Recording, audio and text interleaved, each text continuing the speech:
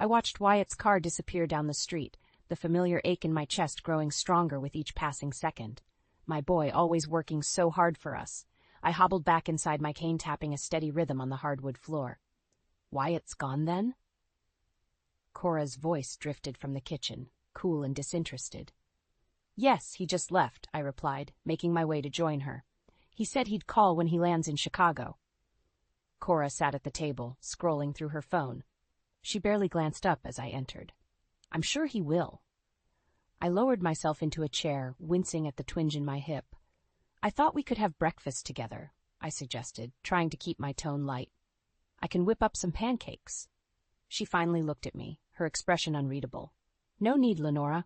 I have errands to run. I watched as she stood, gathering her purse and keys. But it's barely 8 o'clock. Surely you have time for a quick bite? Cora sighed, her frustration evident. I said I have errands. I don't need to explain myself to you. The door slammed behind her, leaving me alone in the suddenly too quiet house. I pushed myself up, determined to make those pancakes anyway. As I mixed the batter, my mind wandered to happier times, when this kitchen was filled with laughter and the smell of my late husband's famous blueberry muffins. The phone's shrill ring startled me out of my reverie. I answered, hoping to hear Wyatt's voice. Lenora, it's Margie. You won't believe what I just saw.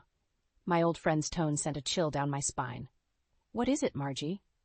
I was driving past that new cafe on Main Street, and I swear I saw Cora there with a man. They looked cozy.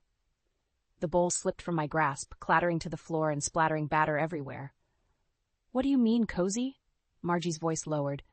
Holding hands across the table, he kissed her cheek when they got up to leave. My heart raced as I gripped the counter for support. There must be some explanation. Maybe it was a relative or... Lenora, honey, I know what I saw, and the way he was looking at her. That was no relative. I sank to the floor, my legs no longer able to hold me up. What do I do, Margie? Should I tell Wyatt? Not yet, she advised. We need more proof. Can you check her phone or computer? The thought of snooping made me uncomfortable, but the image of Cora with another man burned in my mind. I'll see what I can find out. After hanging up, I slowly cleaned up the spilled batter, my thoughts in turmoil. How could Cora do this to Wyatt? To our family? Hours passed as I waited for her return, each minute stretching into an eternity. When I finally heard her key in the lock, I steeled myself for confrontation. Cora breezed in, shopping bags in hand. Oh, you're still up, she said, surprise evident in her voice. Where were you? I asked, hating how my voice shook. She raised an eyebrow. I told you, running errands. Why? I took a deep breath. Margie saw you at the cafe on Main Street, with a man. Cora's face hardened. So you're spying on me now? Having your friends follow me around? That's not what happened. She cut me off, her voice ice cold. I don't have to explain myself to you, Lenora. This is my house, and I'll come and go as I please. This is Wyatt's house, I countered, finding my strength. And mine. You're here because we welcomed you into our family. Cora laughed, a harsh, bitter sound. Family? Is that what you call this prison?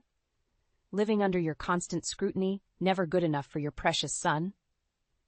She stormed upstairs, leaving me shaken and more certain than ever that something was terribly wrong. As I made my way to bed, one thought echoed in my mind. I had to protect Wyatt, no matter the cost. The next morning I woke with a sense of dread weighing heavily on my chest. Cora's words from the night before echoed in my mind as I slowly made my way downstairs. The house was eerily quiet. No sign of my daughter-in-law. I just settled at the kitchen table with a cup of tea when my phone buzzed. It was a text from Wyatt. Landed safely, Mom. Miss you already. Give Cora a hug for me. My heart clenched. If only he knew. The day dragged on, each hour filled with worry and suspicion. By late afternoon, I couldn't bear the silence any longer. I needed to get out to clear my head. My physical therapy session wasn't until tomorrow, but a short walk might do me good. I grabbed my cane and headed for the front door, only to find it wouldn't budge. Frowning, I tried again, pushing harder this time. That's when I noticed the chain lock was engaged from the inside. Cora? I called out, my voice trembling. Are you there? The door's locked. Silence. I knocked louder, panic rising in my throat. Cora, please let me in. Finally, I heard footsteps approaching. The door opened a crack, Cora's face appearing in the narrow gap. Her eyes were cold. her lips pressed into a thin line. "What are you doing out there?" she asked, her tone dripping with disdain. "I went for a walk," I explained, trying to keep my voice steady. "Why is the chain on? I live here too, you know." Cora's laugh was harsh and bitter. "Do you? Sometimes I wonder. This is supposed to be my home, Lenora, my sanctuary, but with you here it feels like a prison." I recoiled as if she'd slapped me. "Cora, please, let's talk about this. We're family." "Family," she spat. "You're not my family. You're just a burden Wyatt refuses to let go of." With that, she slammed the door in my face. I stood there, stunned, my hand still raised to knock. Tears welled up in my eyes as the reality of the situation hit me. I was locked out of my own home, rejected by the woman my son loved. My legs trembled, threatening to give out. I needed help. Fumbling with my phone, I called the only person I could think of. "Margie, it's Lenora. I need you." 20 minutes later, Margie's beat-up station wagon pulled into the driveway. She hurried over to me, her face etched with concern. "Oh, honey," she said, wrapping an arm around my shoulders. "What happened?" Through tears, I recounted the events of the past 2 days. Cora's mysterious outing, our argument, and now this cruel lockout. Margie listened, her expression growing darker with each word. "That little witch," she muttered. "Come on, let's get you out of here. You can stay with me tonight." As we drove away, I caught a glimpse of Cora watching from an upstairs window. The look on her face sent a chill down my spine. At Margie's cozy bungalow, I sank into her overstuffed couch, feeling utterly drained. My friend bustled about, making tea and muttering under her breath about ungrateful daughters-in-law. "What am I going to do, Margie?" I asked, my voice small and defeated. "I can't go back there, not after this." Margie sat beside me, taking my hand in hers. "We're going to fight, that's what. Cora can't treat you like this. It's time Wyatt knew the truth about his wife." I shook my head, fear gripping my heart. But what if he doesn't believe me? What if I lose him too? "Lenora, look at me," Margie said firmly. "Your son loves you. He deserves to know what's happening in his own home. We'll gather evidence, make sure he sees Cora for who she really is." As I nodded, a new determination sparked within me. Cora might have won this battle, but I wasn't about to let her destroy my family. Whatever it took, I would protect Wyatt and reclaim my place in our home. Little did I know, the war was just beginning. I woke up on Margie's couch, disoriented and stiff. For a moment, I forgot why I was there. Then it all came rushing back. Cora's betrayal, the locked door, the cruel words. My heart sank as I realized this wasn't just a bad dream. Margie bustled into the living room, a steaming mug of coffee in each hand. "How are you holding up, honey?" she asked, handing me a cup. I took a sip, grateful for the warmth. "I've been better," I admitted. "I just can't believe this is happening." Margie sat beside me, her face set with determination. "We need to tell Wyatt what's going on. He deserves to know the truth about Cora." The thought of breaking my son's heart made me nauseous. But what if he doesn't believe me? What if I lose him too? "Lenora," Margie said firmly, "your son loves you. He needs to know what's happening in his own home. We'll gather evidence, make sure he sees Cora for who she really is." I nodded, a plan forming in my mind. "You're right. I can't let her get away with this." We spent the morning strategizing. Margie suggested we drive by the house to see if Cora was up to anything suspicious. As we pulled onto my street, my heart raced. There, in the driveway, was a sleek sports car I didn't recognize. "That's him," I whispered, my hands shaking. "That's the man Cora was with at the cafe." Margie's eyes narrowed. "Got you now, you little home wrecker," she muttered, pulling out her phone to snap a few pictures. We watched as Cora emerged from the house, laughing and hanging on the mystery man's arm. The sight of her so carefree while my world was crumbling made my blood boil. "I need to call Wyatt," I said, my voice trembling. "He needs to know." Back at Margie's, I paced the living room, phone in hand. Finally, I gathered my courage and dialed. "Mom?" Wyatt's voice was warm, concerned. "Is everything okay? You never call during my trips." I took a deep breath. "Wyatt, honey, there's something I need to tell you. It's about Cora." "What about her? Is she all right?" The worry in his voice nearly broke me. "She's fine, but, Wyatt, she's been seeing someone else. I saw her with him today at our house." Silence.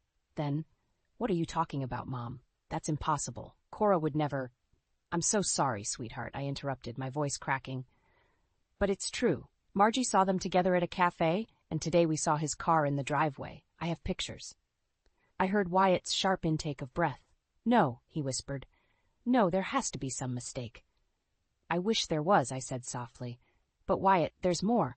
Cora locked me out of the house yesterday. She said I was a burden, that living with me was unbearable. The line went quiet for so long I thought we'd been disconnected. Then Wyatt's voice came back, hard and cold.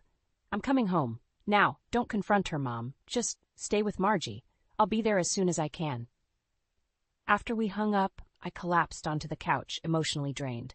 Margie sat beside me, rubbing my back soothingly. You did the right thing, she assured me. Wyatt needed to know. I nodded, but guilt gnawed at me. Had I just destroyed my son's marriage? What if I was wrong about everything? As if reading my thoughts, Margie squeezed my hand. Don't you dare start doubting yourself, Lenora. We both know what we saw. Cora made her bed. Now she has to lie in it. Just then, my phone buzzed with a text from Cora. Where are you? Come home now. We need to talk. I showed Margie the message, my hands shaking. What do I do? Margie's eyes flashed with anger. You stay right here. That woman doesn't get to order you around anymore. Let her stew until Wyatt gets home. As I settled in for an agonizing wait, I couldn't shake the feeling that this was just the calm before the storm. Whatever happened next, nothing would ever be the same again. The early morning sun barely peeked through the curtains as I sat in my living room, my heart pounding.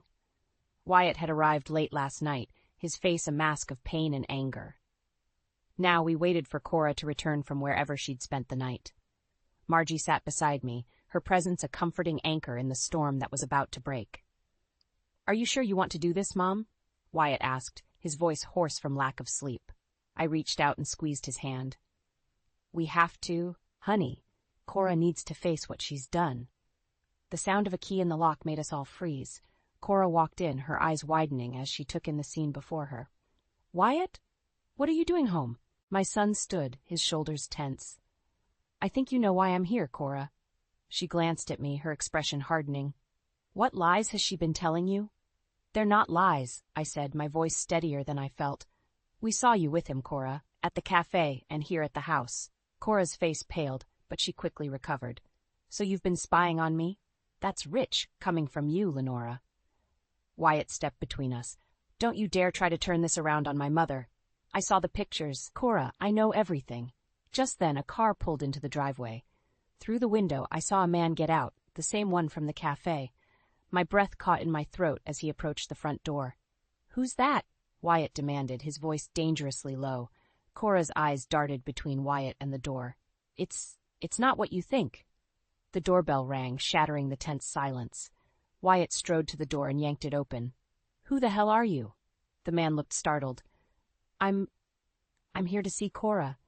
Is she home? Oh, she's home all right, Wyatt growled, grabbing the man's collar and dragging him inside. Now, both of you are going to explain what's going on. Cora's face crumpled. Wyatt, please, I can explain. Then start talking, he snapped. What followed was a painful confession. Cora admitted to the affair, tears streaming down her face as she detailed her unhappiness in the marriage.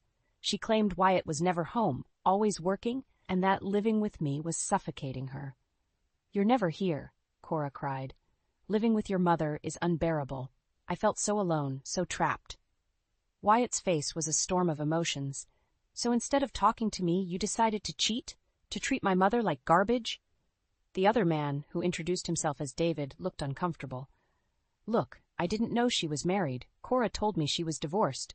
I watched as my son's world crumbled around him. The pain in his eyes was almost unbearable. I want you both out of my house, Wyatt said, his voice eerily calm. Now. Cora reached for him. Wyatt, please, we can work this out. He jerked away from her touch. There's nothing to work out. We're done, Cora. I want a separation. As Cora and David left, the house fell into a heavy silence. Wyatt collapsed onto the couch, his head in his hands. I moved to comfort him, but he stood abruptly. I need some air, he muttered, heading for the door.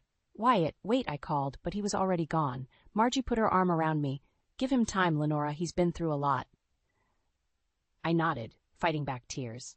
We'd won in a way. The truth was out, Cora's betrayal exposed, but looking at the wreckage of my son's marriage, I couldn't help but wonder, at what cost? As I sat there, surrounded by the remnants of our shattered family, I knew one thing for certain: the real battle was just beginning. Somehow, I had to find a way to help Wyatt heal, to rebuild our lives from the ashes of Cora's betrayal. And deep down, a part of me whispered that this wasn't over. Cora wouldn't go down without a fight, and I had to be ready for whatever came next. The days following Cora's departure were a blur of pain and confusion. Wyatt moved through the house like a ghost, barely speaking, his eyes hollow. I ached to comfort him, but every attempt seemed to push him further away. One morning, I found him sitting at the kitchen table, staring at a stack of papers. "Wyatt?" I asked gently. "What are those?" He looked up, his face a mask of anguish.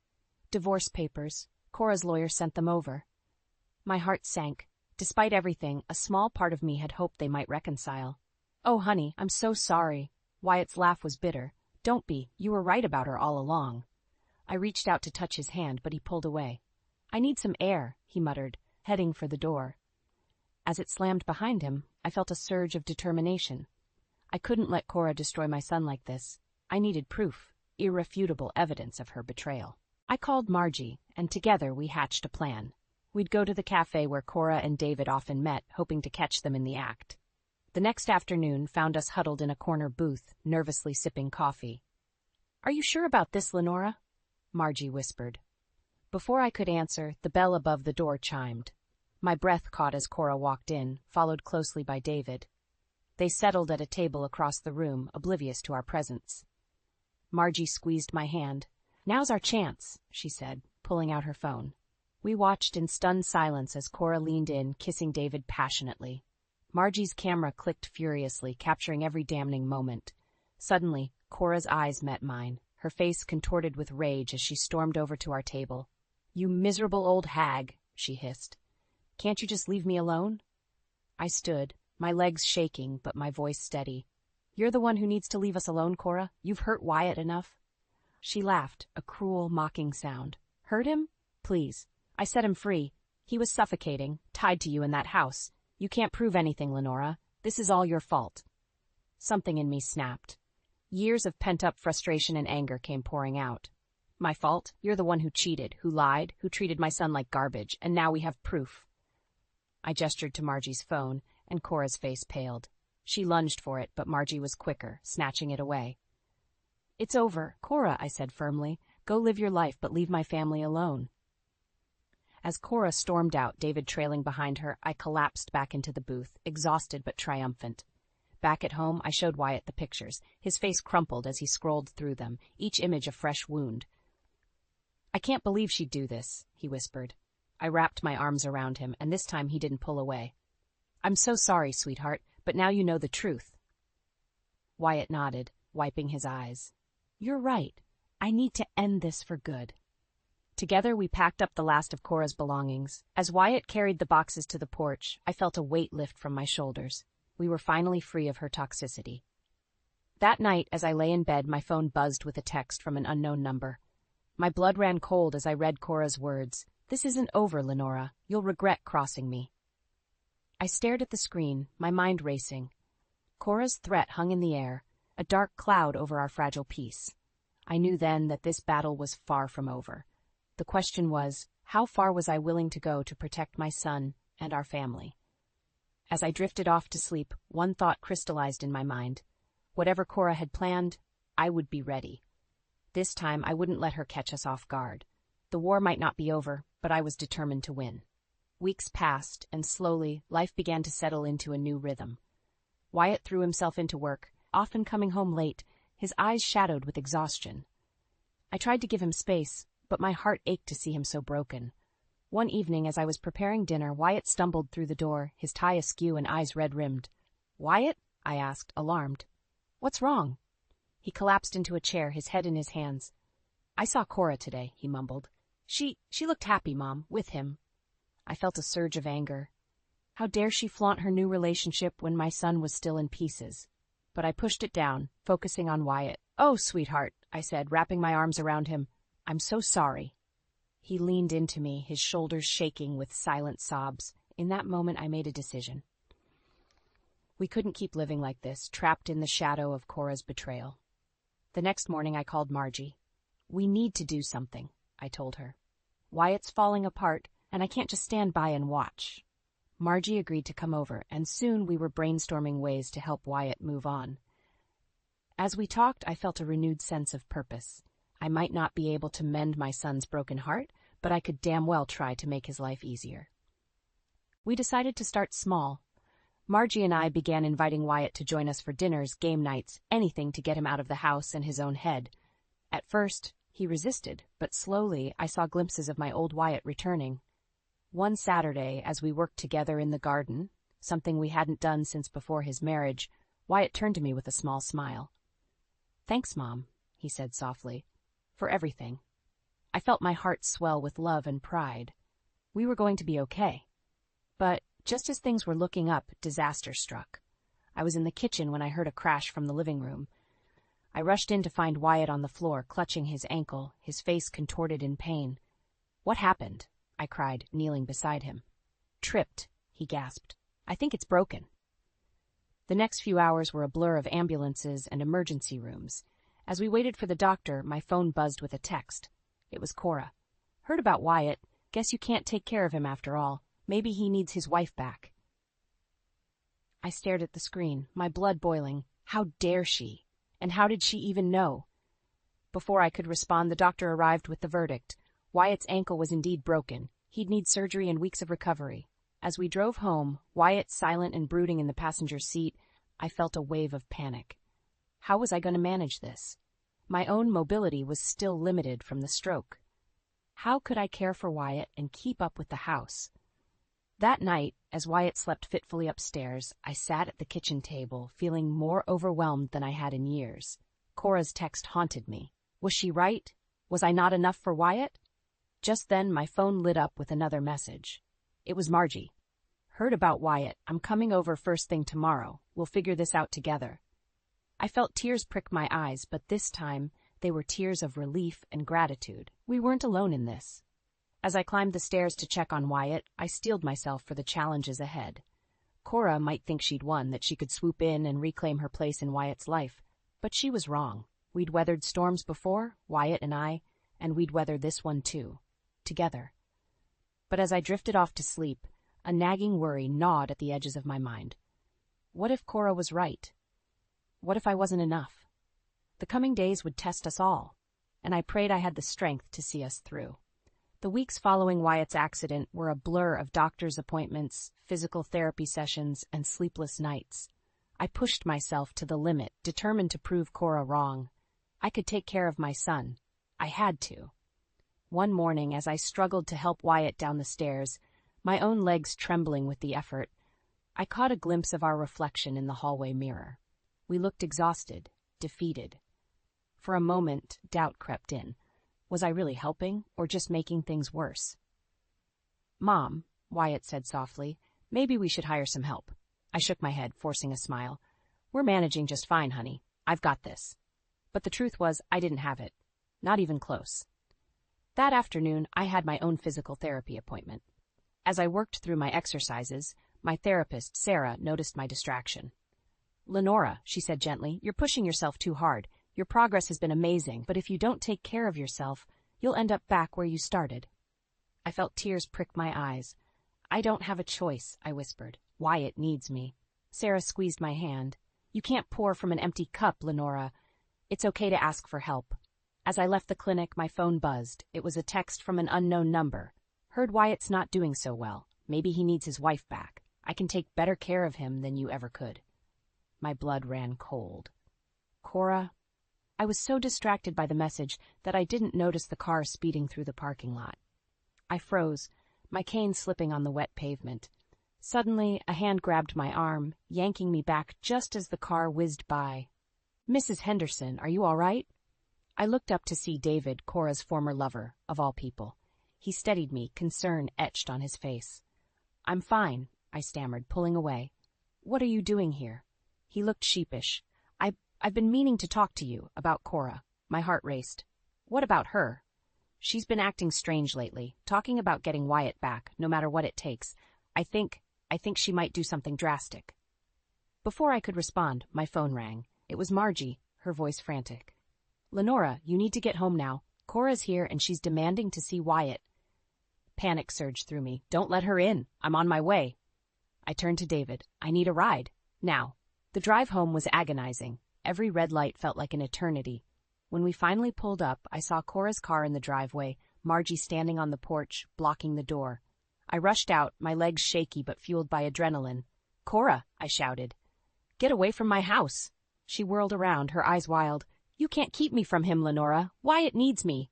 He doesn't need you, I spat. He needs peace and healing, something you've never given him. Cora lunged forward, but David caught her arm. Enough, Cora. It's over. She wrenched away from him, tears streaming down her face. You don't understand. None of you do. I love him. If you loved him, I said, my voice steady despite my racing heart, you would let him go. For a moment, Cora seemed to deflate. Then, without warning, she shoved past me, racing for the door. I stumbled, my cane clattering to the ground. Mom! Wyatt's voice came from inside. He appeared in the doorway, balancing on his crutches, his face a mask of shock and anger. As Cora reached for him, I found strength I didn't know I had. I pushed myself up, stepping between them. You can't break us, I said, my voice ringing with conviction. We're stronger without you. Wyatt's hand found mine, squeezing tight. We stood united, facing Cora together. In that moment, I knew we'd reached a turning point. Whatever happened next would define our future. And I was ready to fight for it with everything I had. 6 months had passed since that fateful confrontation with Cora. The leaves were turning golden, a crisp autumn breeze rustling through the trees as Margie and I strolled through the park. My cane was gone, replaced by a newfound strength and balance I'd worked hard to achieve. I can't believe how far you've come, Lenora, Margie said, beaming with pride. You're practically running circles around me now. I laughed, feeling lighter than I had in years. I couldn't have done it without you, Margie. You've been my rock through all of this. As we rounded a corner, I spotted a familiar figure sitting on a bench ahead. My heart skipped a beat. It was Cora. She looked different, thinner, more subdued. When she saw us, her eyes widened with recognition. For a moment, I thought about turning away, avoiding the confrontation. But something in me had changed. I was no longer afraid. Hello, Cora, I said as we approached. She stood, wringing her hands nervously. Lenora, I've been hoping to run into you. Margie squeezed my arm supportively as Cora continued. I wanted to apologize, she said, her voice barely above a whisper. For everything. I was selfish and cruel, and I hurt you both so much. I took a deep breath, surprised by the calm that washed over me. Thank you for saying that, Cora.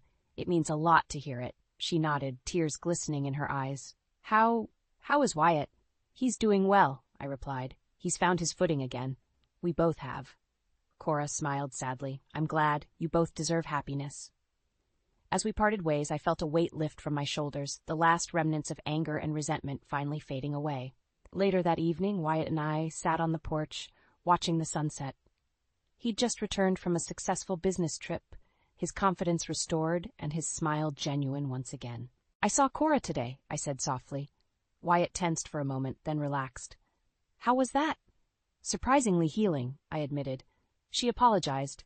I think she's finally found some peace. Wyatt nodded, a thoughtful expression on his face. You know, Mom, I've been thinking a lot about what happened, about how you stood by me through everything. I reached out, squeezing his hand. That's what family does, sweetheart. I know, he said, his voice thick with emotion. But it's more than that. You taught me what real strength looks like, what unconditional love really means. Tears welled in my eyes as Wyatt continued. I've decided to cut back on work, he said. I want to spend more time here with you. Maybe we could start having those Sunday dinners again, like when Dad was alive. My heart swelled with joy. I'd love that, Wyatt. As the last rays of sunlight painted the sky in brilliant hues of orange and pink, I marveled at how far we'd come. The road had been rocky, filled with pain and betrayal, but we'd emerged stronger, our bond unbreakable. We've endured so much, I said, my voice filled with wonder, but we've emerged stronger. Wyatt smiled, wrapping an arm around my shoulders. That's because we had each other, Mom, and we always will. Just then, Margie's car pulled into the driveway. She waved cheerfully, a bag of takeout in her hand. Hope you two are hungry, she called out. I brought enough for an army.